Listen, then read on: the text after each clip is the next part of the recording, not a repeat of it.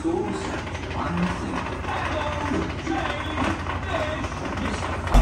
this is just the beginning. I need a big change, help me feel like living. I need a big swing, home runs I'm hitting, and I'll never look back, moving on till I get it all. And we all got dreams, we all want things, but what you gonna do for it? How you gonna move for it? What you gonna be? And do you believe you can do anything? But what you gonna do for it? How you gonna move for it? What you gonna be?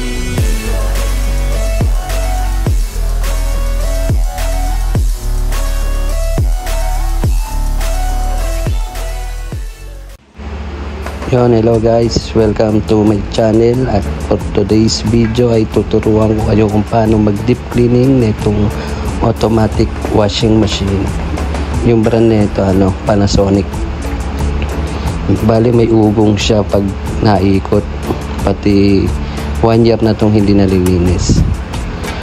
Ito yung unang step natin, i-remove natin itong pulsator o kilala sa tawag ng karamihan na spinner, pero ang proper name nito ay pulsator. Ayan, bali ginagamit lang natin dito ay isang Phillips screw. Madali lang to tanggalin.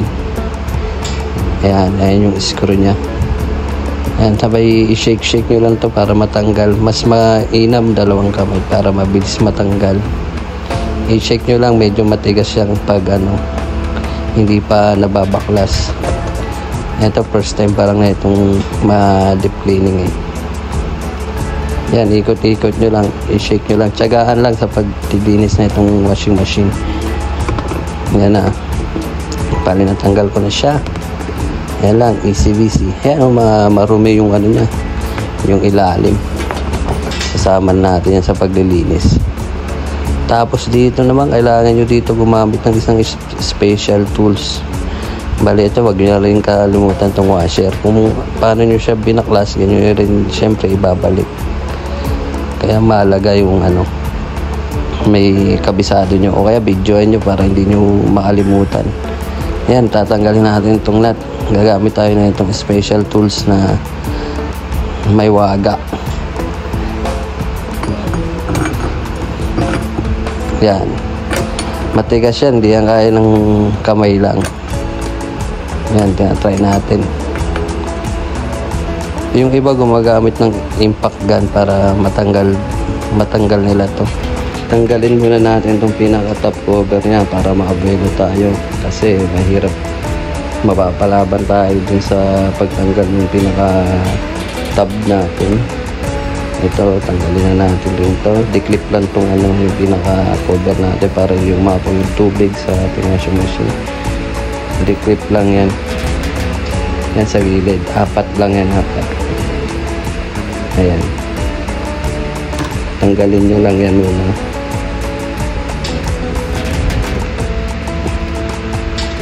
Yan, 4 lang.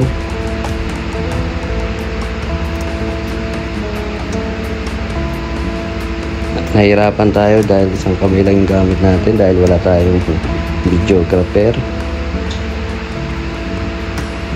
Pag natanggal natin yan guys, makikita natin kung gaano karumi na yung ating washing machine. Kaya importante talaga nagpapa-deep cleaning every 6 months para maganda yung ating washing machine, para tumagal pa ang ganyang lifespan. Ayan guys, napakarumi. 1 year na itong hindi na dilinis. Ito rin. Ayan yung mga humahalo sa ating mga damit kapag naglalaba tayo. Kaya napapansin nyo, medyo mati yung mga damit nyo, kaya dapat nililinis talaga ito. Yan na, tatanggalin natin yung pinakamahirap na tanggalin na bolt, lalo pag hindi pa nababaklas. Gumamit na ako dito ng martilyo. Yan lang, kailangan alala lang sa pukpok, pati tiyagain nyo lang guys, matigas talaga yan. Pero pag nasimulan nyo na yung baklasin, sa susunod na pag-deep cleaning nyo, madali na lang yan. Yan lang guys, naikot na natin. Yan, kaya na natin pihitin ng kamay. Ito lang yung pinakamahirap dyan, pag nabaklas nyo na yung nut na yan, easy na lang lahat. Maya, ayan o, tigas yan eh. Mas maganda kayo na lang rin mag deep cleaning ng washing machine nyo, kasi medyo pricey talaga siya pag nagpa-deep cleaning kayo sa mga service center, kasi nga mahal yung ating washing machine, kaya mahal din yung pag deep cleaning. Ayan guys, bali mayroon pa yung parang spacer dyan, tanggalin nyo rin. Ayan. Tapos ayan, i-shake nyo lang rin para matanggal nyo yung pinaka-tab ng washing machine. Ayan, medyo matigas talaga yan pag sa una, pero mga susunod na deep cleaning malambot na lang yan, kasi kabisado nyo lang paano i-tanggalin. Kailangan dyan 2 kamay. Bali ako, nakaya ko nga ito nang walang assistant, ako lang mag-isa, kaya kaya nyo rin itong gawin. Yan lang, easy lang guys. Yan, natanggal ko na siya. Hindi ko na na-videoan kasi mahirap siya videoan, ako lang kasi mag-isa. Yan, tinan nyo kung gaano karumi yung ating washing machine. Tapos ito, ang kanyang loob, lagayan ng tubig, ayan o, masabon na dumi, diba? 1 taon pa lang yan. Paano ba kaya yung mga washing machine nyo na ilang taon nang hindi nalilinis, diba? Imagine nyo kung gaano karumi yan. Yan, mari tanggalin nyo lang, kayurin nyo ng kung ano-ano pwedeng pang kayod. Kung meron kayong pressure washer, mas maganda para mas mabilis kayo maglinis. Yan, kung wala kayong time na maglinis ng washing machine nyo, pwede rin nyo akong kontakin para ako na mismo yung maglilinis ng washing machine nyo. Ako na yung magdi-deep clean. Bali, mag-comment lang kayo dito sa video na to para maging aware ako sa mga gusto magpalinis at ma-replyan ko kayo. Yan, bali, itong washing machine ko mayroon siyang bara na barya, piso. Kaya importante rin talaga pag maglalaba kayo, chinecheck nyo yung mga bulsa-bulsa, baka may mga barya pa. Medyo mahirap tanggalin to kasi saktong-sakto yung piso dito sa pinakabutas ng drain. Kaya dapat ma-avoid na natin to. Ma-avoid natin yung mga ganitong senaryo kung i-check lang natin yung mga lalaban natin. Ayan o, makikita mo nyo. Yan yung piso. Hirap tanggalin yan guys. Tinagaan ko lang yan. Ayan. Ayan, tinulugod ko na ng daliri. Matagal yan guys na bago ko natanggal yan, natagalan ako dyan. Kasi first time ko lang rin ngayon mag-deep cleaning na itong washing machine. Yan, di ba? Nabara siya dyan, kaya medyo may ingay yung washing machine natin kasi ayang barya na yan, umiikot yan dito sa mismong tab natin. Ayan, binabrush ko lang siya ng Scotch-Brite dahil wala nga tayong pressure washer, pati dito tayo sa loob ng bahay natin naglinis. Kaya pwede natin brushin ng Scotch-Brite yan. Tsaga lang talaga. Yan na, malinis na siya, diba?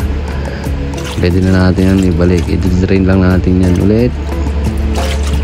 Pwede na natin ibalik ang mga binaklas natin, pero linisin pa rin natin itong natin, pinaka-tab. Yan, Scotch-Brite lang rin pinalinis ko yan. Sariling sikap lang para matipid tayo sa pag-deep cleaning. Yan, bali malinis na guys. Yan, quality na yan. Tuyo na rin yan. Pati ito, may tab na. Bali, babalik na natin yung mga binaklas natin. Una-una, ito. Siyempre, wag natin kakalimutan kung ano yung tinanggal natin. Ayun rin dapat yung pagkakakabit natin. Yan, spacer muna bago yung nut. Ganun lang din. Same process lang, reverse bursa lang. Yan. Tapos ito naman, Ito yung pinaka-type natin para hindi tumapon yung tubig pag nag-ano sa washing machine natin, para hindi tumapon yung tubig. Pinaka-cover natin sa tubig. Yan na, nilagay ko na rin ang sabon. Bali, testing na natin to kung okay na.